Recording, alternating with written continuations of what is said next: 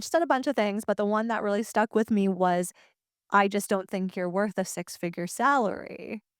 And when she said that, I was like, "Sacral activated. We can no longer stay here."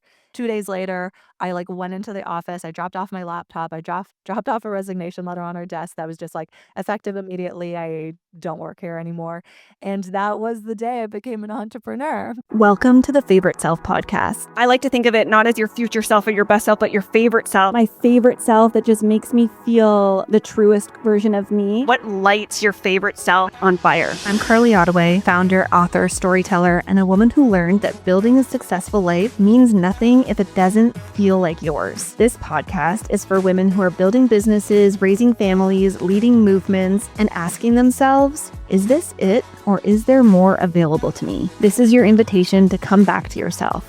Let's dig in. Today's conversation is a full circle one because we're talking about visibility, personal branding, PR, and what happens when you decide to stop waiting for permission to be seen. Katrina Owens is a personal branding and PR expert who helps founders and leaders turn their personal brands into revenue-generating assets.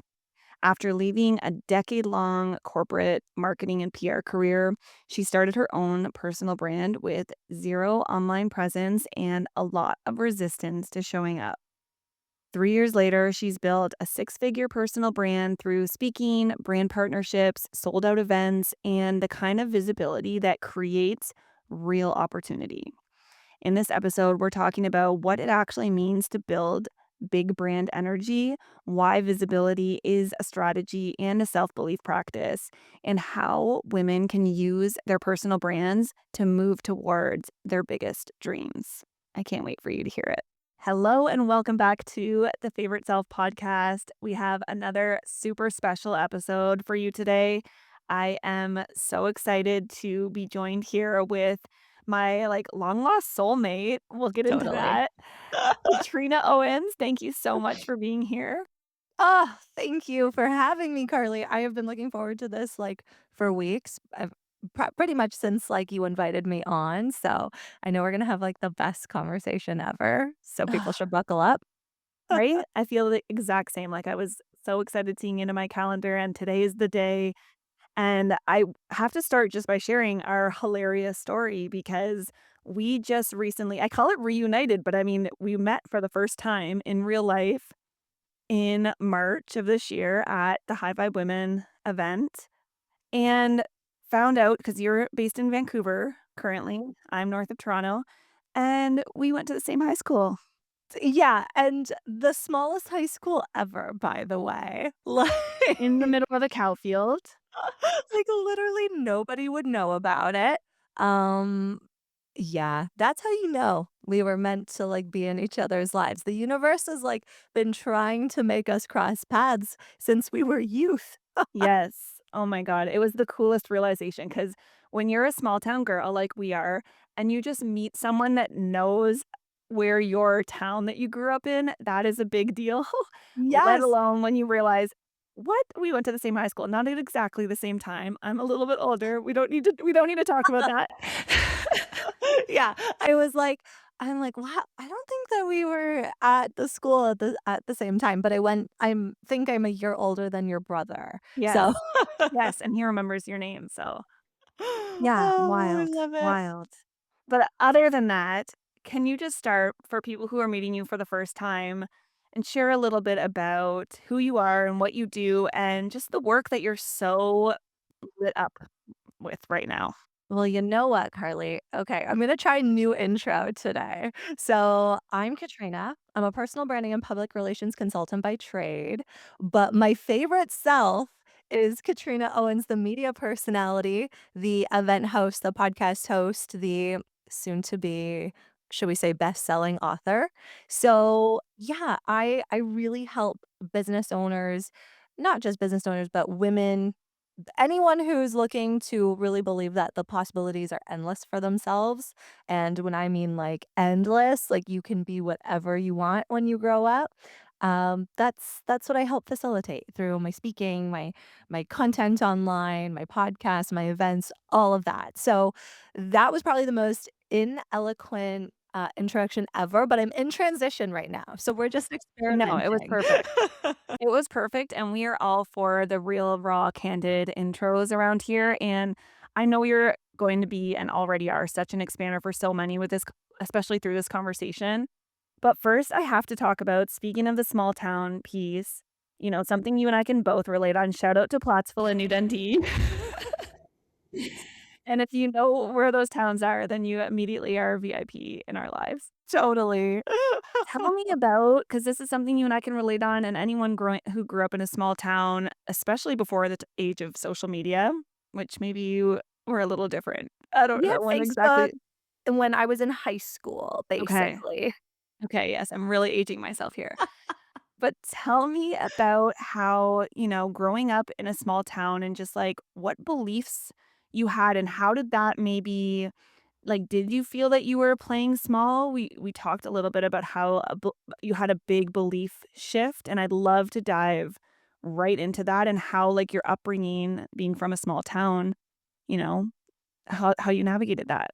Yeah, it's funny because it's one of those things that people talk about all the time. It's like when you grow up in a small town, like you are impacted by those small town limiting beliefs. And for a long time, I actually didn't think that was necessarily true about myself. Like I went to university in Hamilton. I went to McMaster, and from there I graduated and got a job in the sports industry in golf. So moved to Vancouver when I was very, very young, and at that point, I was still, like, young and excited and, like, I really thought I was gonna be a sports broadcaster, and I had all of these big dreams, and so, interestingly enough, like, I I had enough self-belief that when I was young, I didn't let the small town vibes really, like, eat away at me, but once I moved to Vancouver and I worked in the sports industry for a couple years, and then I eventually transitioned into a more corporate role, that was when I really started to feel like the walls kinda close in on me a little bit,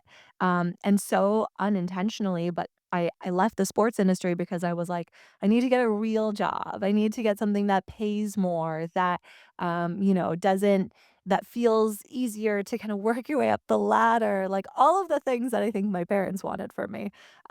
We love them, but like, they were really set on like you go to school, you get a good job, and then that's you do that job until you retire.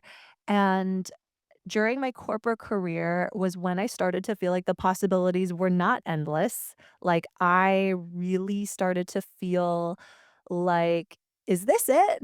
Like, this I we get this job and we just kinda, like, go about our day doing this job, feeling, like, I'm really meh," because that was really how I felt about my life. Like, I just kind of felt like, "Okay, it's fine, but it's certainly nothing that, I would have aspired to have when I was young and imaginative and all of those things." So, it was when I became an entrepreneur that I finally started to realize that we can be whatever we want when we grow up, but I had to go through the opposite first, and I do look back and think lots of that was informed by, like, the small town the small town upbringing, but so much of that too, I think, was from, like, the corporate conditioning too of, like, like, this is the best that it can get, which is terrible place to be in your career, but that's what I believed for a long time.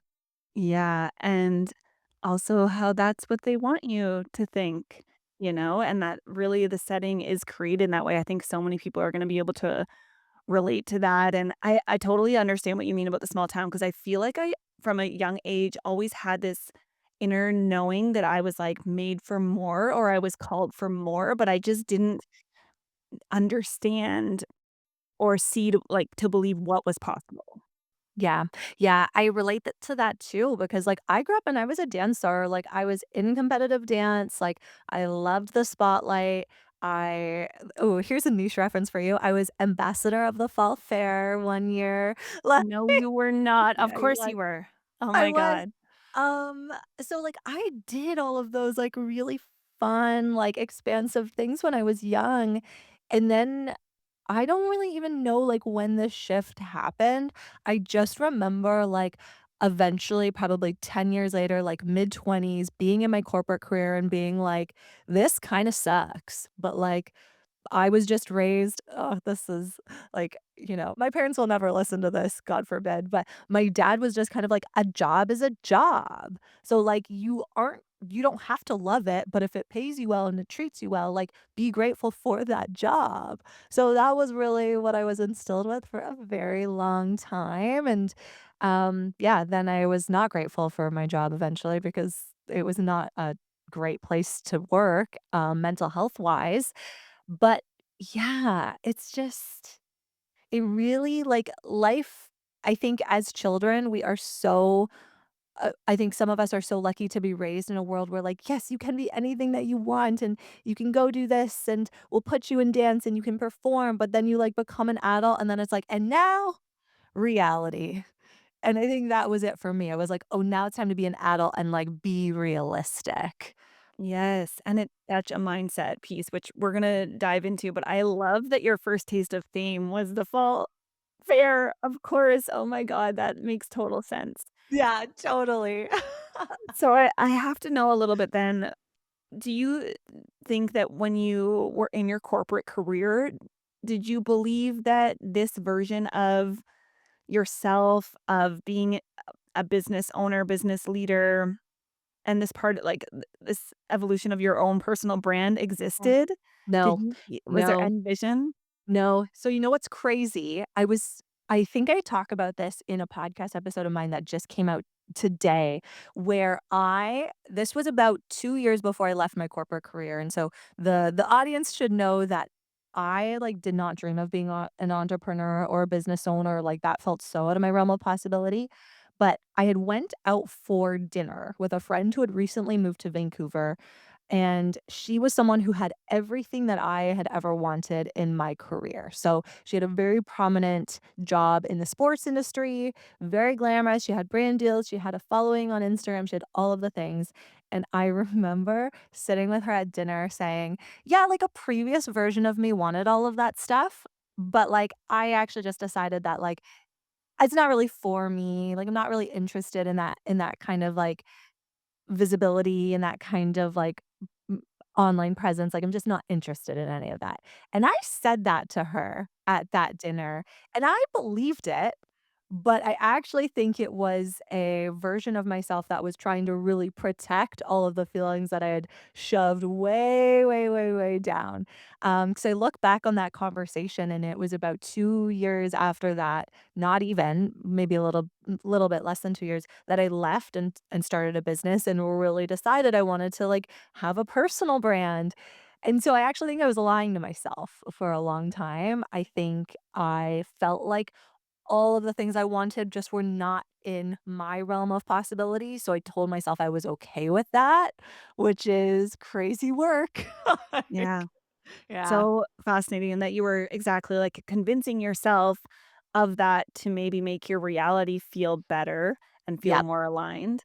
I have to know, Yeah. do you know your sun, moon, and rising sign, Yeah. your astrology? Libra sun, Gemini moon, Libra rising. Okay, okay, cool. Yeah. And I need to like, I'm sure there's Leo in your chart somewhere as well Yes. that I'm like, "Okay, what's your north node? What's your" we gotta I'll send get it to you deeper. after. Yeah, we'll get offline.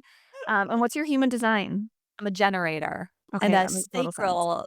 sacral generator, so, Yeah. like, everything going, like, full intuition, which is so me, but it wasn't for a very, very long time. Yeah, because I don't feel like the corporate world is wanting you to tap into your intuition and trust your Yeah. gut. That's not how you're conditioned in that space. So, can you talk a little bit about, like, making that leap from corporate, and what did that look like for you? What were some fears that were holding you back, and what really gave you the courage to just go for it?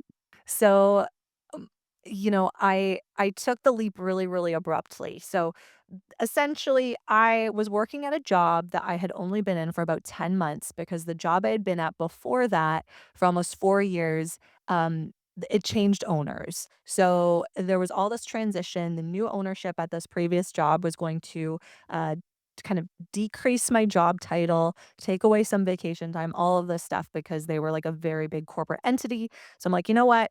There's probably a better option out there for me. So I transitioned into like an entirely different company as that as that business changed hands. And so I was in this new role for about 10 months and they promised me the world. They were like, we're building a new office building. You're going to have this gorgeous office with all these windows. You are going to be the marketing and sales director. You can like your learning or your earning potential is unlimited. They told me all of those things. And at the same time, I was, like, constantly, like, witnessing these, like, red flags. So, like, certain things that were, like, said about me or, like, different ways that my, like, direct superior would be, like, trying to, like, micromanage or, like, control me. And eventually I got to a point where I was doing like 3 different jobs at this company because it was small, like, kinda startup vibes. And I was like, "Okay, well, you know what? It's about time I asked for a raise. Like, I'm coming up on a year here, so I think I'm worthy of a job title increase and a salary increase and all the things." And so I'd asked for it, and the president of the company was like, "Okay, well, you know what? I totally hear you on this. I definitely think you're doing a great job. Go back and run all of the numbers in your department to see what we can afford to, like, pay you on an increased salary, and then, like, obviously, you need to hire some support, so map it all out." So I'd never done that before, but I, like, mapped out all the financials from the marketing department that I was running, and I figured out how much they could pay me while still hiring someone and all of the things. So I, like, m I look back at myself and I'm like, "Okay, she had the financial capabilities to map out map out the department." And so I brought it back to my boss, and he was, like, probably shocked that I figured this out, and he's like, "Okay, leave this with me, like, we'll come back to it in, like, a couple weeks, like, let me just, like, you know, have a meeting or whatever, like, take it away." So, couple weeks go by, and all of a sudden, I get this, like, random meeting invitation in my calendar, and it's just, like, my direct boss's name, so not the president, but the vice president, and me, and it's, like, "Connect." And so, I'm not thinking it's, like, anything out of the ordinary, I just think it's, like, a regular meeting, and I go in, and this woman tears me to shreds. She was talking about how she felt like she was managing a manager, which I think is hilarious because I'm like, "Well, you are the VP of a company, so you are a manager of managers, by the way." And she said a bunch of things, but the one that really stuck with me was, "I just don't think you're worth a six-figure salary." And when she said that, I was like, "Sacral activated. We can no longer stay here." And I actually got up and I was like, "You know what? You have said a lot today. I have to take some time to think about it, so I'm gonna go home." And I went home, and as soon as I was in the car, I was, like, calling all of these different people in my network, like previous bosses, previous contacts, and I'm like, "Listen, I'm leaving my job. What do you have for me, like, in the meantime?" And essentially to basically, like, wrap up the story is 2 days later, I, like, went into the office, I dropped off my laptop, I dropped off a resignation letter on her desk that was just, like, effective immediately, I don't work here anymore, and that was the day I became an entrepreneur. Wow. Yeah.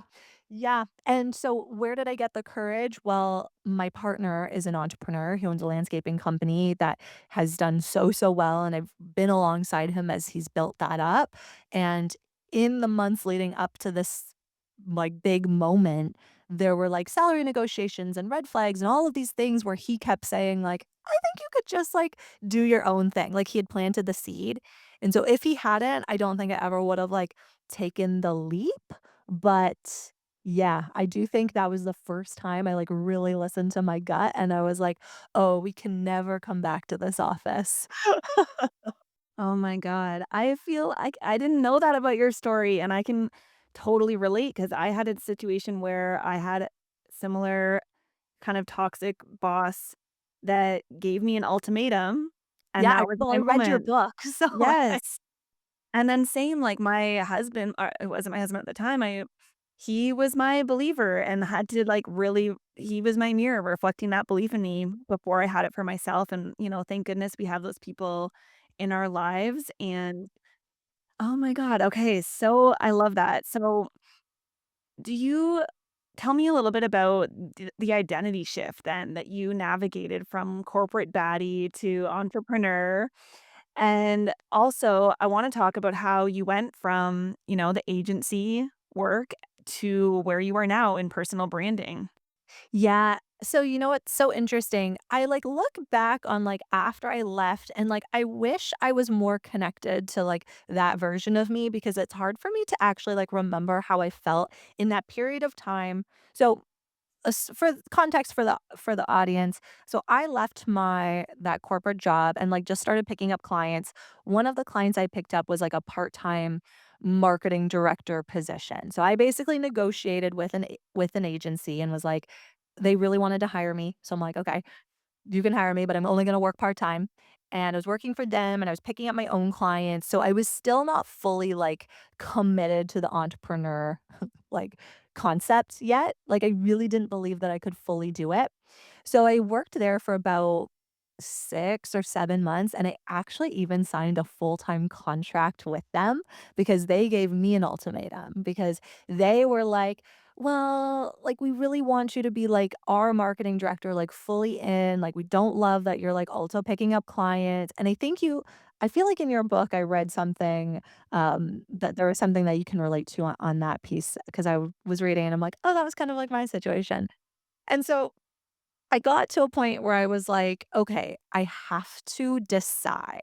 And I was so miserable going into that office every single day. It was all men, and it was very quiet, and I can be a little bit loud and excited, and there was one morning when I went in and I was talking to one of the other, like, managers, and we were laughing about something, and one of the partners in that company, I could feel him, like, glaring at me for, like, being too loud at, like, 9 a.m. in this office, and I'm like, "I can't keep coming in here." Like, I'm being stifled at this point, and I think if my intuition was screaming at me when I left my, like, corporate job where I was not worth the six-figure salary, like, now it was turned on, and so I'm like, "Okay, the intuition is now knowing, and I'm getting more comfortable listening to it," and so I started to realize, like, "Okay, you're so miserable going into this agency office every single day, like, this is not for you anymore, and it's okay to change your mind."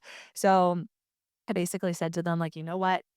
I am having some, like, mental health challenges, so I'm just gonna leave." I couldn't even tell them that I wanted to leave because I wanted to focus on my business, like, I'm like, "It's easier if I just say I'm struggling," like, which I was not a lie because I really was, but at the core, I knew the reason why I was struggling was because I was so out of alignment in what I was doing. So when I finally decided to leave, it and I think, like, this is a great way to be as an entrepreneur, honestly, because I'm always like, "Let's not destabilize anything." So I, um, basically picked up a client that was gonna guarantee me, like, $2,000 a month in revenue, and I'm like, "Okay, this is, like, enough that I can pay my mortgage, pay some bills, and, like, get out of here." So as soon as the contract on that client was signed, I just felt like I could kind of, like, leave that, like, part-time, almost full-time role and, like, really focus on the business, but I think sometimes we feel like we have to be one way or the other or choose X or Y, but our journey is not black and white. And I think for me, I continue to live in the gray area. And I think that's actually what makes it easier to like learn about ourselves and trust ourselves. That, so there, the identity shift for me actually was very slow at that time because I still didn't see myself as an entrepreneur. And it took a while to like really like get comfortable with it. But yeah, it's a journey, honestly. Yeah. I love that though, because to me, as soon as you mentioned that, um, director role that was part-time at the time, like, that was a great bridge for you to, have that a little bit of that security blanket, and then again, when you knew you had replaced that with this client, because there is something about building your business in a state of, not necessarily feeling abundance, I guess, but you're definitely not in scarcity, right? And I think it's so like I also believe in like being scrappy at the beginning and you do what it takes. And, when you are in that position where you have to do it to pay the bills, like sometimes that's when you get most creative and make maybe the riskiest decisions, but the necessary ones. So there's an element of that. But when you have a little bit more of that safety nest or security blanket, then you can make decisions from that place, and it gives you a chance to invest in yourself in a different way. So I think that's Yeah. really important. Yeah, and I think, like, I don't know, there's so much chatter on the internet about, like, being all in, and I do think at some point you do need to be all in. Probably not at the very beginning, though. Yeah. Yeah. Like, you can take Exactly. your time to decide if something's for you or not. Um, yeah, even when I, started to kinda transition out of, like, that, agency role, and then I was working just, like, as a consultant, I'd have lots of companies, like, want to just hire me full time, and a lot of them I had one client who was like, "What's the number? Like, we'll pay you whatever you want." I was like, "Oh god, do I believe at this point that I can just make more than whatever number I'm gonna give him?" I did because I said no, but that was the first time anyone had ever even, like, suggested that to me. Wow. Yeah. What a massive test in your belief in yourself. Oh, Literally. I can't wait to read your book, Katrina. Um, I love this. And then you went on to build your PR agency, right? Tell us a little bit about that, and then again made a big leap letting go of Yeah. that. Oh my god, it's crazy. So I didn't, like, go out with the intentions of, like, building an agency, but I was like, "Okay, I'm a consultant," and then I needed to I grew really fast. Like, the rhetoric online is always like, "Build like, grow to 6 figures, have your, like, six-figure year," and I did that, like, accidentally because I was not in the online space, like, leading up to this. So I didn't even know about the world of, like, internet coaching. I didn't know about marketing funnels. Like, I was a true, like, marketing corporate gal. So none of that was, like, something I had ever been exposed to, and so I'm building this agency, and it's doing really well, and we're taking on clients, we're working with amazing clients, I'm building a small team, and inside, I'm dying because once again, I hate this shit. I'm like, "Why?" Like, I've started this business, but every day I, like, dread going to my computer, I dread opening my email, like, what? Why? And I realized it was because I didn't want to be an agency owner.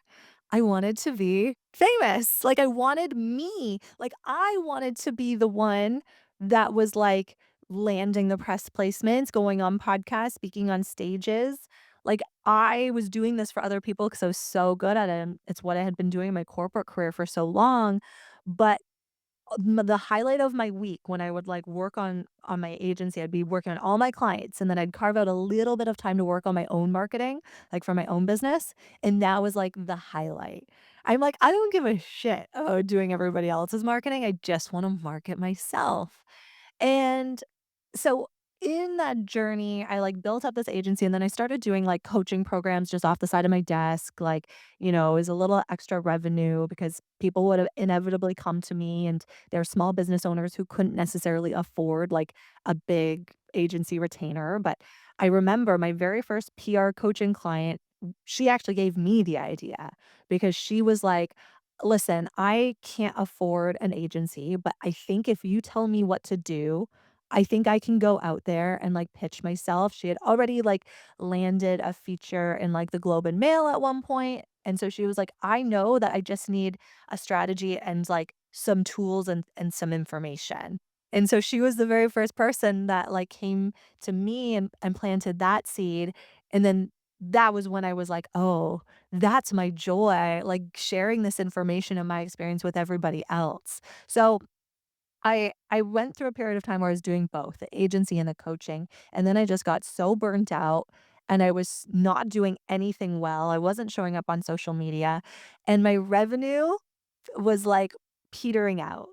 Like, talk about the universe giving you signs. I'd wake up every single week for, like, a whole month, and I'd have a different client saying that they're, like, taking their PR and their marketing in-house, or, they don't have the budget anymore, and so I started to run the numbers. This was, like, September 2024, and I was like, "By January, I'm gonna have 0 recurring revenue." So, like, what the actual F? And that's when I was like, "Okay, well, time to get scrappy," like you said, like, at some point, we've gotta, like, take a bigger risk or, like, start, like, find a different way to grow our business or bring in income, so that's what I did. I was like, "Okay, you know what? forget trying to take on more agency clients. Let's do another launch of my group program. Let's like start showing up online like as me, the PR coach, like forget about the agency. And in doing all of that, I also took out a business loan, which is not something that I ever thought I would do, but I needed cash because I was like, if I'm going to grow a personal brand, I'm going to need to travel, invest in content, maintain a team, and my recurring agency revenue was so low that I needed something. And I took out a business loan to be able to fund that leap, and that was basically end of 2024 leading into 2025, and now we're here. And it all worked, but it was like the most that was my most tense time as an entrepreneur is like making that switch because at that point it wasn't even about leaving a job. It was about a business that was no longer working. And so I actually felt like I had failed. And then I was like, oh, okay, but like clearly I'm not good at this. If like all of a sudden I went from like these high revenue months doing it and then it all falling apart, like, that was the hardest part for me because I didn't know that that was an option. I didn't know the roller coaster of business where, like, sometimes it's, like, a great month, sometimes it's not. I just assumed I was on, like, an upward trajectory, never coming down. Yeah. Yeah, oh my gosh, so much here to get into, and I love how you share that so honestly too, because I think it's so important and so many people can relate to attaching like their value and worthiness to this corporate job or this business that they've built that they think has to be this way. And then when it shifts, and I have a lot of friends too that like are in a spot where, I've one friend that went back to corporate after having an agency and had to go through that identity shift and but, like, for you, knowing your design as a generator and just seeing the patterns of how you continued to follow what lit you up and know, like, okay, this one little bit of my week that I was focusing on building content for myself was when I was most really my favorite self. How can I bring in more of that and step into more of that? And then, yes, like, listening to your intuition and also the universe sending you signs of, letting some of the agency work dry up a little bit to force you, to nudge you, like, "Okay, it's time." I couldn't believe it. Like, every I actually write about this in my book where it was literally Groundhog Day. Like, I could not believe the clients were just, like, falling off, like and that's hard on someone's confidence because 'cause you're like, "Am I doing something wrong?" But then there was a very tiny part of me that was also, like, really relieved. It's like, "I don't really wanna do your work anyways, so, like, this is probably great." But, like, yeah, it is a tough one. Yeah. Yeah, and that's that, shift of like, okay, actually, how can this be happening for me? And what is this leading to in this next evolution? So cool. So, okay, so we have to talk about what you're doing right now and how you are helping women build what you call these famous feeling personal brands, which I love. Tell me a little bit more about what this means to you and just where this like passion and fire came from. Yeah, it's funny. The very first time I started using the word famous in my marketing was back when I still had my agency. And I had a coach like say to me, like, oh, you help people feel famous. And I'm like, no, no, no. Like, that is such a big thing to promise. But I did like the sounds of it. So I just started integrating it into my marketing. And at my core, like, it was what I had always wanted for myself. So I started, like, using it as a way to, like, entice other people to use PR in their business. So, like, okay, if you wanna feel famous for your work or famous for your business, use public relations. And a girlfriend and I were actually laughing about this because a year ago, we were at a mastermind together in New York City, and I was still kinda talking about the, like, famous for your work, famous for your business kinda rhetoric. And in the last 12 months, that has also shifted because I'm like, "Oh, no. Like, I don't want business owner fame. Like, I want, like, a real red carpet fame." And actually, I believe that most people building personal brands also want that too. Because I honestly think if we want to be seen, heard, recognized, there is an element of us that wants that to be on a big stage, on a big platform, in front of a lot of people, even if, like, the top layer of us isn't ready to, like, fully admit that yet. And I say this being the person who however many years ago now, 5 or 6 years ago, sat in front of someone and said, "You have everything I want, but I actually don't want that. I've decided it's not for me." When I had that dinner with that woman who worked in the exact job that I wanted in the sports industry. So I now know that if I feel this way, so many other women feel this way. And it continues to come up with all of my clients where, they come to me because they maybe are intrigued by the word fame, but they'll say, like, but like, I don't want like that kind of fame. Like, I just want people to like know me in my industry, or like, I just want to be able to increase my prices and feel like an authority. But lo and behold, each and every client of mine, up in like the 6-month mark is typically when they actually come back and say, "You know what, Katrina? I actually want to be like full flat out famous." And I'm like, "Welcome. I knew that. You just had to admit it to yourself." So that really is what I do now. And I think, I run my coaching programs, but I also have events and podcasts and all of the things because I was someone who didn't believe I could ever have a business of scale. Like, I had no social media presence when I left my, corporate career, and I was really shy about showing up on social media when I started my business. So, it's been a really interesting journey to go from that to now, like, really showing up and just actually talking about fame from a very vulnerable place, because, I'm a pretty conscious person, so I hold 2 things at once. I hold on to this idea that, like, yeah, most people really want to feel famous on some level, but B, also still coming from a place of, "Ooh, this is a scary thing for me to say out loud and for me to want out loud." But I know that the more that I do that, the more it allows other people to admit that out loud too. Yeah. Yeah, I mean, there's so much I wanna dig into here because I think there's something so big about that identity shift when you're actually, like, calling out the word famous because obviously that is gonna bring up a lot of shadow for people and a lot of the insecurities around what their definition of that word is, and to me, I see it as more that identity shift of stepping into it versus, like, fame in the traditional sense, and I think it's rooted in this core desire that so many of us have ultimately to feel seen, to feel understood, to feel worthy, and it's bringing that feeling, like, on a stage in this space.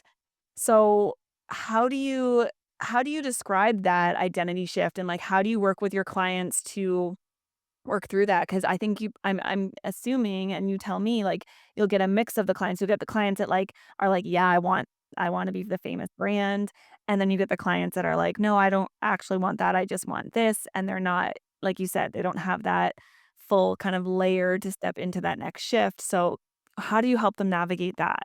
Yeah, you know what? I have one client that comes to mind, which is like, because she's on this journey right now. And when she came to me, she was already doing incredible things in her business. And she knew that she needed a bigger platform to be able to like reach a larger audience, to have the authority, to have the credibility.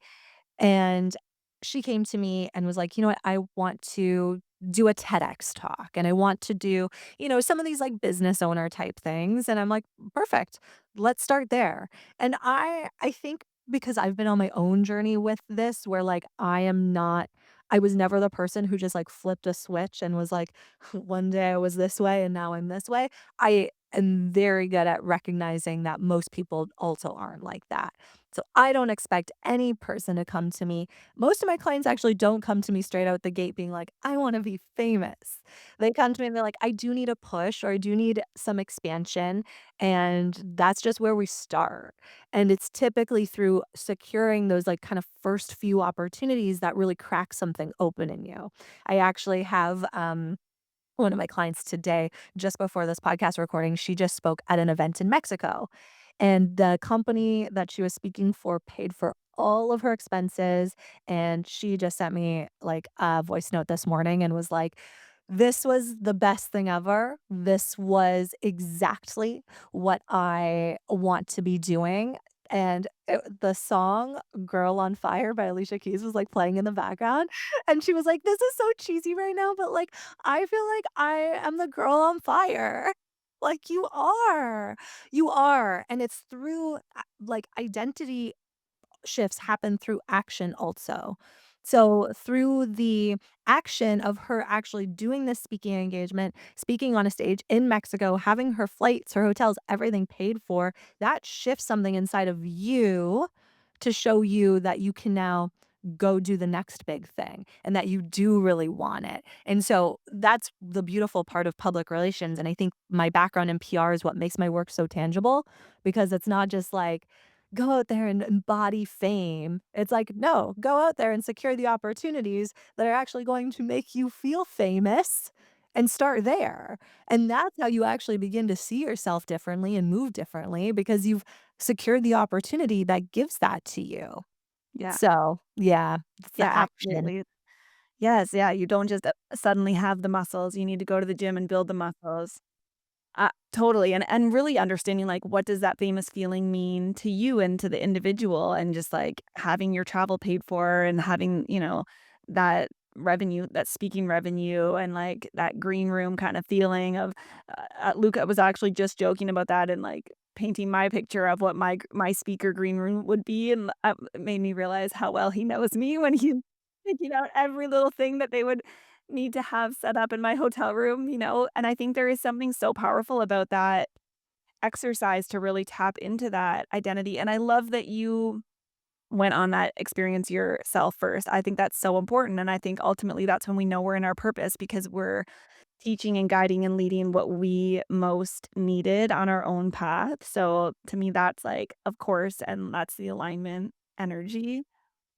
I'd love to hear a little bit about how you yourself, like, was there a time when you felt like you were hiding and you were playing small and really not stepping into that famous feeling personal brand?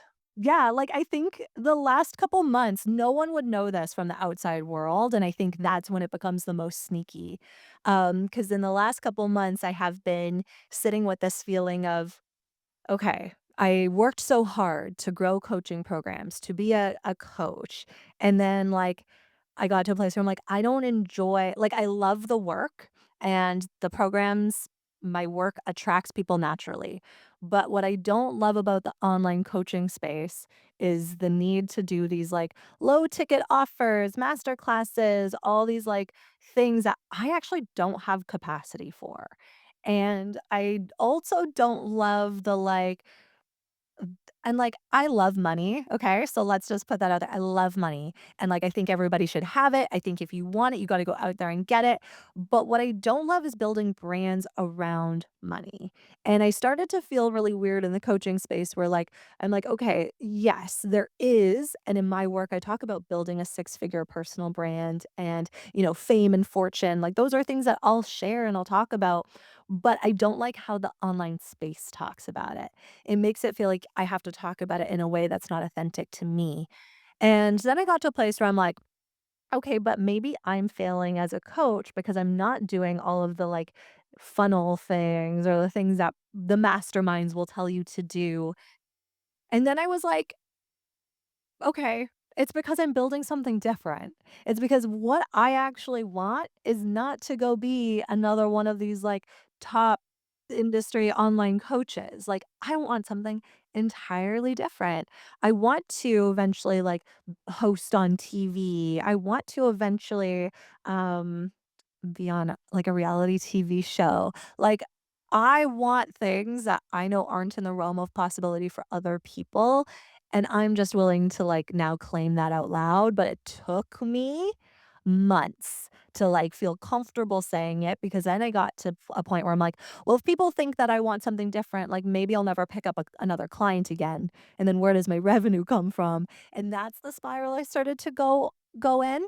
So, yeah, my biggest, like, playing small moment has been over the last couple months, and I think on the outside, no one ever would have guessed that, but inside, I was like, I'm still defaulting to like, where's my next client coming from? When the question I really should have been asking was, where's my next like $25,000 speaking gig coming from?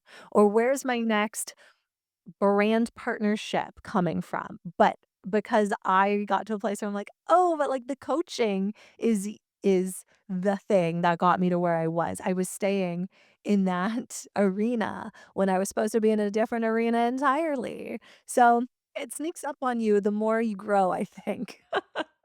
Yeah, but then I can look at the muscle that you continue to build to know that what got you here isn't what's gonna get you there. Exactly. Yes. And also just the reminder that, the strategy, and I'm coming from a marketing background Yeah. too, where I and someone who, like, was so strategic in the early years of how I scaled my business, but it really is like 5%. And I'm not saying that it's not important and there's not a place for it. I absolutely like there is a necessity there, but really, like, the 95% is around the energetics of it, the identity of it, the, like, mindset work of it, and I know there's a lot of controversy between these 2 worlds online, but I think it you and I can both speak to probably leaning so heavily into the strategy, the masculine, or feeling pulled into that world and feeling, like, in the shoulds, which I think comes natural in the marketing space that you get pulled into that, and it can kind of really pull you away from the alignment of where you're supposed to be and just really knowing that, like, you can create money in so many different ways, and we're Yes. not all made to create it the same way. No, and that you know what's funny? This morning I woke up and I was, like, doing a little meditation, and then I was like, "I'm going to write down all of the things that I, like, want right now." And, they were like, if someone else was to see that list, they would be like, jaw on the floor, but to me, it felt entirely, like, in my reality, and I was like, "Okay, well, if that's what you really want right now, Katrina, how do you have to act today to, like, bring those things to fruition?" And it's not sitting at the computer trying to create another, like, sales page or, like, any of that. It's just going about my day, like, being excited about this list I just created and, like, really being in my joy around that. But I think that almost seems too easy, and I think that's what trips people up because it's like, "Well, how could it be that easy? How could you just, like, exist and be happy and be excited and dream big and then get paid for that?" But anytime I've, like, welcomed in an amazing brand partnership or large sum of money, it has happened easily. Like, it has been the easiest thing I've ever received, and it's remembering that, but until you can, like, experience that, it's a hard thing to get on board with. Yeah. Like Yeah, yeah, to build the proof, but Yes. there's a huge layer of it of doing it before you have the proof, which I wanna talk to you about too. I love that, though everyone, please, if you have one takeaway from this episode, go and create your list of your deepest, biggest desires. I did that actually recently as well. I think it was aligned with, like, the last new moon or something. There was a big energy there, and I mean, I could get really woo on this. I won't get too deep into it, but I really believe we're also shifting into a whole new paradigm in terms of how we approach work, and we're burning down this old paradigm that around, like, it having to be this very specific structure and, like, this whole, the security of the job that you have to hold on to, this old way of doing things, and shifting to this really abundant, wealthy energy of stepping into what lights you up and being you at your most authentic favorite essence. That's who you are most magnetic. And that is exactly when you attract these incredible opportunities. And we're just on the tip of the iceberg, and we're going to continue to see the proof. But the people who are going to lead this are going to be the ones willing to go first without seeing the proof. Literally. And you know what? It's funny that we're having I think I've, like, processed so much during this recording because I've had a week where, like, I have made, like, some substantial financial investments, like, back into my business, and I was like, "Okay, this feels stretchy. This feels like, "Oh god," like, I'm still for the audience to just take this in, I'm still paying down my business loan, it's not like, I manifested that shit away, like, I make payments to it every single week, and I'm pretty much reinvest everything that I earn back into my business right now, but, um, the investments get bigger and bigger, like, the more that you, like, want to, like, grow and evolve, and so I was like, "Okay," like, a year ago, I couldn't fathom investing this much back into the business. Now it's, like, stretchy and, like, gives me a little bit of, like, a feeling, but I'm like, "No, this is what I need to do to grow," and I think there's not always gonna be proof, and I think there's always, like, when it comes to, like, the next level, the proof of the next level is never going to exist before you, like, take any sort of action step. So, Yeah. yeah, it's Can you really like share, yeah. sorry, a Yeah. specific story? I know you have many around what changed when you decided to invest in your visibility before that outcome was guaranteed? Ooh, okay, here's a good one. So last year, there's like this online magazine that like does these like magazine features and they put you on a billboard in Times Square and like you get to go to an event and all of that. I think they're still doing them, but at the time it was like kind of a brand new thing. And the investment at the time was like $3,500 USD. So like $5,000 Canadian. And that was last summer, so 2025, and at that point in my business I've been, like, 6 months into growing my coaching programs with the help of this business loan. The business loan is big, and I had already invested so much money into traveling to different events every single month, speaking at different events, like, the credit card was being swiped constantly, and then this investment came across my desk, and I was like, I have to do it. Like, uh there was no, like, saying no as an option. I was like, "Okay, $3,500 USD, that's a tough pill to swallow, but I could see, and this is where strategy is the 5%, based on everything I had in the calendar kind of leading up to when this billboard and all these things would go live, I'm like, that's like a PR campaign. And when we think about celebrities or anyone that's ever done like a book launch, a movie premiere, anything, there is a launch campaign that includes billboards, magazines, all that is PR. And I was like, "This is gonna be like my own PR campaign." But, like, holy shit, I am gonna have to invest another, like, and not a small amount. Anything under $1,000 at that point I could stomach, but I'm like $3,500 USD. But I knew that I couldn't say no. I knew that if I said no, I would be, like, showing and telling myself and the universe that I don't think that something like that is for me, and I knew it was for me. And so, there's no, like, really glamorous story here. I put that thing on a credit card and, like, paid it off, honestly, a couple months ago because I was just like, "We'll just put, like, $500 towards this every month." And I paid it off, but me being on that billboard and, like, standing in Times Square, seeing myself on it, it felt really normal.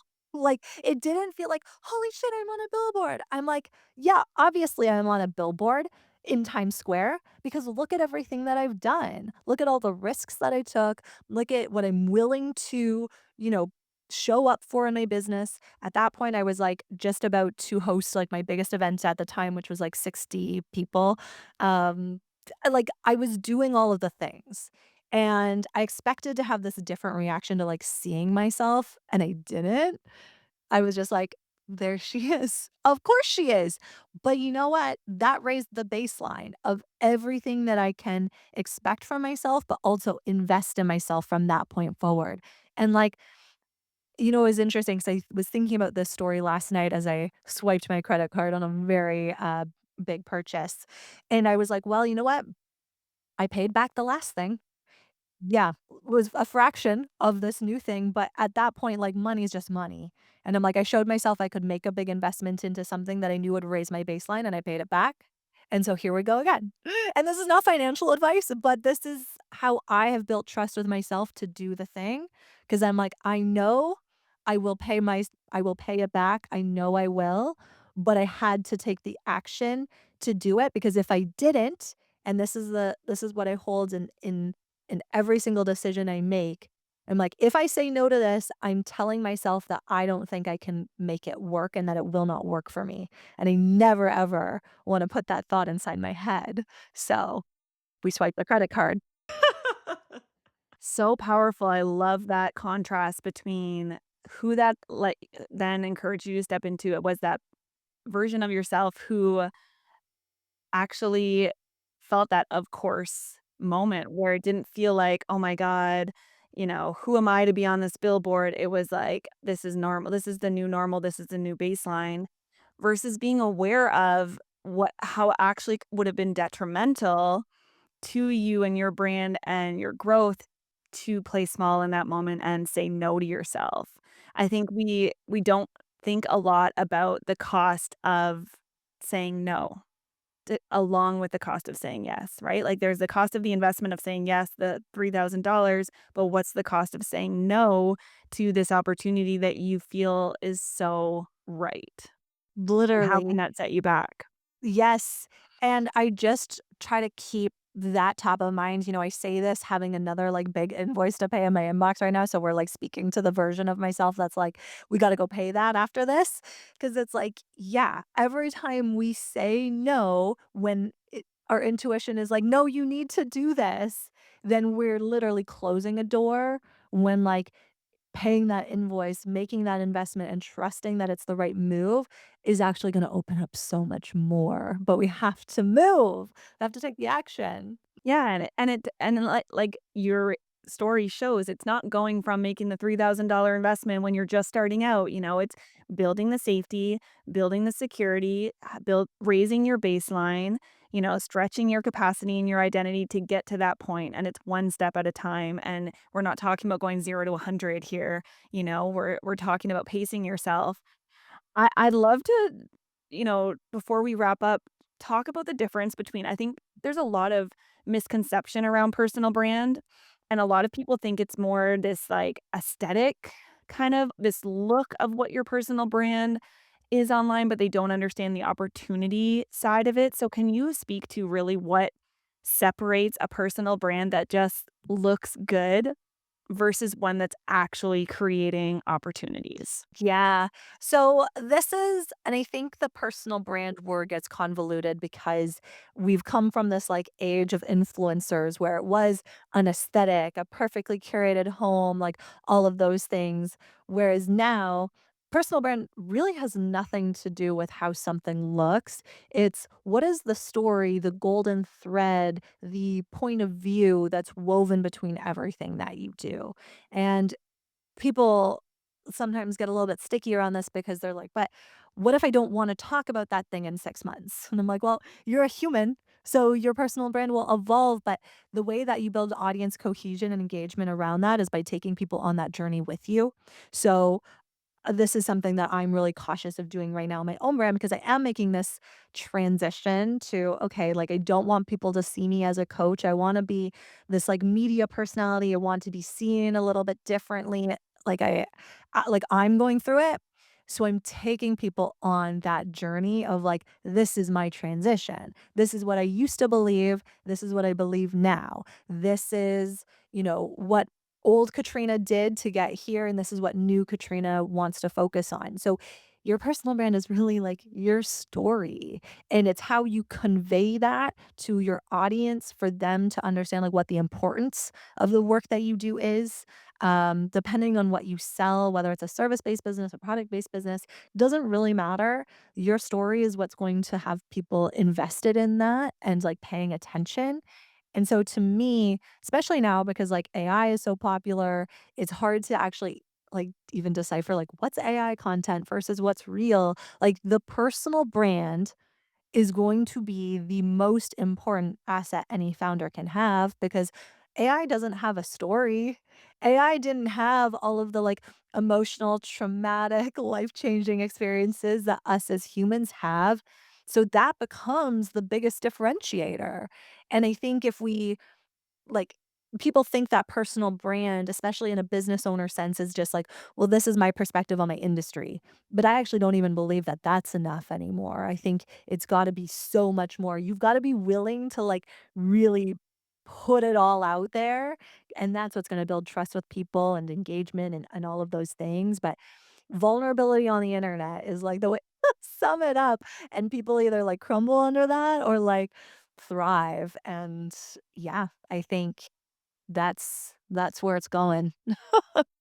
Amen. I wholeheartedly agree, and really that's why, it starts with the story, and it's so important to get the clarity around your story and have the belief around your story, and knowing your story can evolve too, and like, but what is that transformation arc that you're taking them through? How does that then tie into your business? There's the strategy part, and just how do you continue to show up in that way and truly embody that, and then therefore become this magnet for these opportunities. And then what is that next step? Like, can you speak to what that looks like in terms of converting that into this revenue driving personal brand that, what are the opportunities that you have achieved? You've shared for a little bit yourself, but for your clients, what can that look like for people?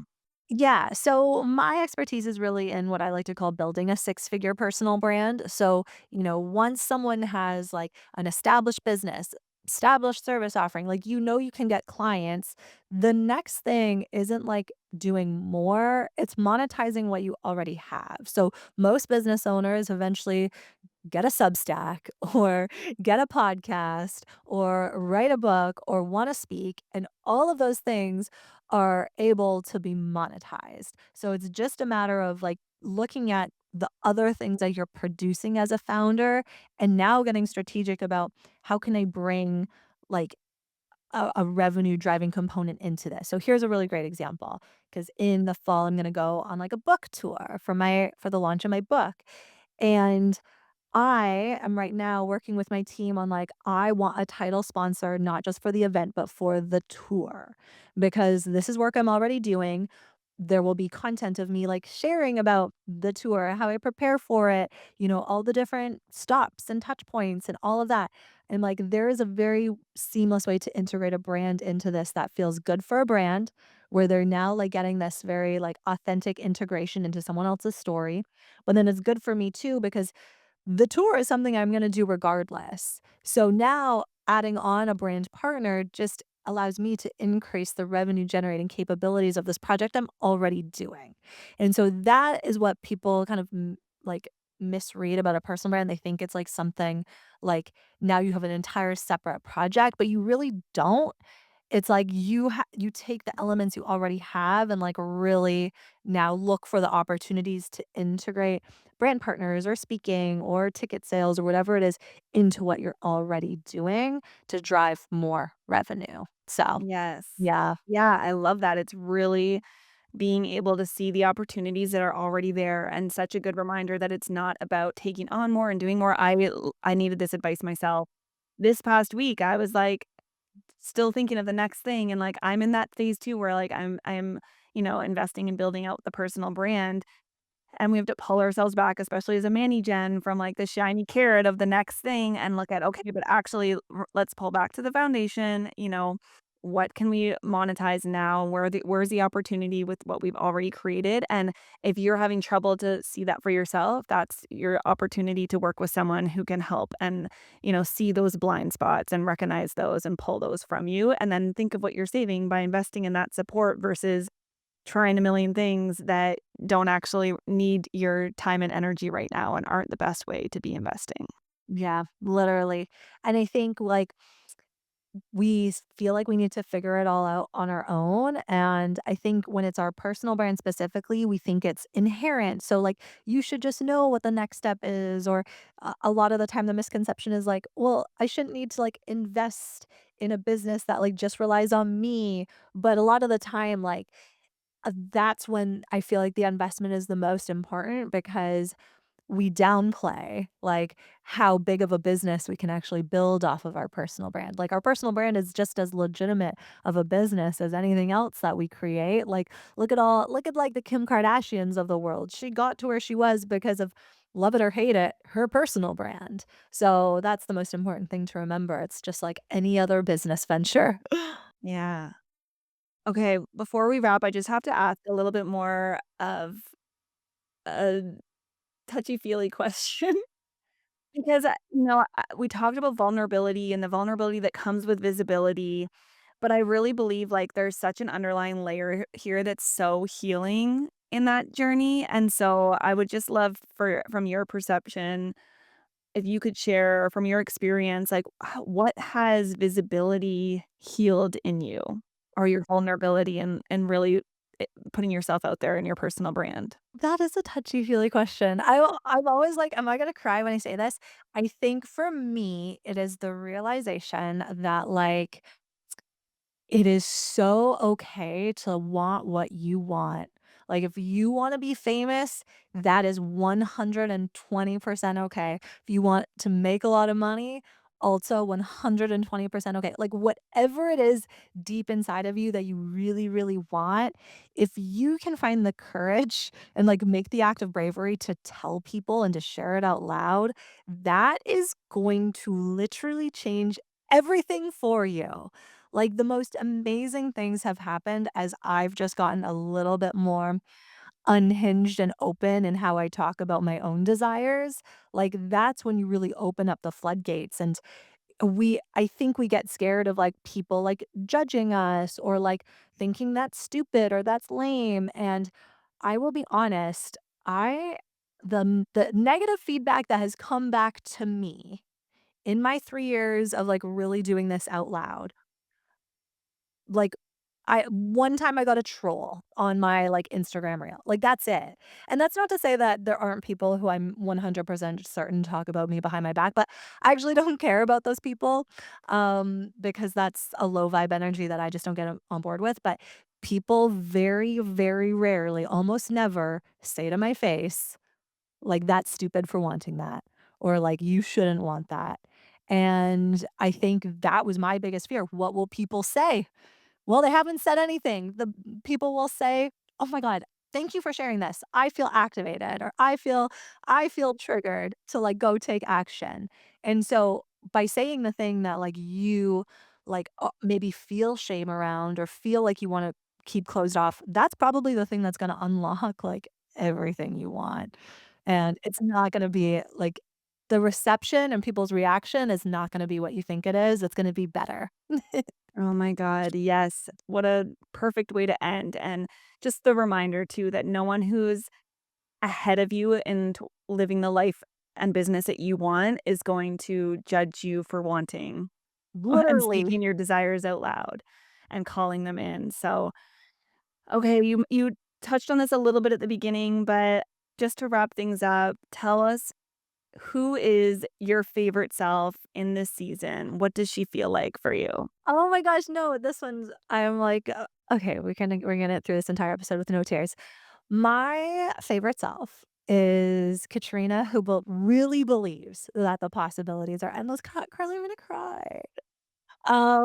And, like, that's not an easy believing that the possibilities are endless is not something I fully embody all the time. Like, I want everybody to understand that because that would be a crazy thing for me to come up on here and say, like, I just wake up every day and think that it's all happening. Like, I wish I could be like that level of, um, delusional, but I'm not. I am pretty grounded in reality most of the time, but my favorite self is the person who, despite all of that, still moves like the possibilities are endless anyways, and she wrote the list of all of the things that she really, really wants this morning, and she believes that each and every one of those things is going to come true because if you want it and if you take action towards it, it's when it all happens. So, yeah. So good, so beautiful. And it starts with this best-selling book. Tell us where and when we can get our hands on it. I cannot wait to read it. It'll be coming out October 2026, and there are going to be so many ways for people to really, yeah, be a part of the fun. So I can't wait to share more about what that looks like soon. Oh my god, I'm so excited for you and this next chapter and everything that it's going to lead to because it's such an incredible journey to be on and just so powerful for you to share your story this way. But thank you so much, Katrina, for being on the Favorite Self podcast and just bringing your amazing energy and your honesty and just sharing your story with us all and being an expander for everybody. How can people get in touch with you? What's the best way? Yes, please. Instagram is my best way to reach me. I'm at Katrina Owens PR over there. I have a podcast called Fame Ready, which is where I do a lot of crying. Literally, the episode that came out this morning, I think I almost cried like 3 times in it, so that's a new journey. But yeah, there's those. I do run a couple different in-person events throughout the year, each and every year. So the best way to learn all about that is to just stay in touch on Instagram, and then LinkedIn, I'm pretty active over there too, Katrina Owens. Yay, amazing. Thank you so, so much. Loved having you. And thank you, everyone, for listening. Thank you for listening to the Favorite Self podcast. If this episode stirred something in you, there's a reason for it. You could take a moment to share with a friend, someone who's also building something brave. That would mean so much to me. Better yet, leave a review. It helps this message reach even more women who are ready to lead differently. And before you go, remember this. Your favorite self is already within you, waiting to be heard. See you next time.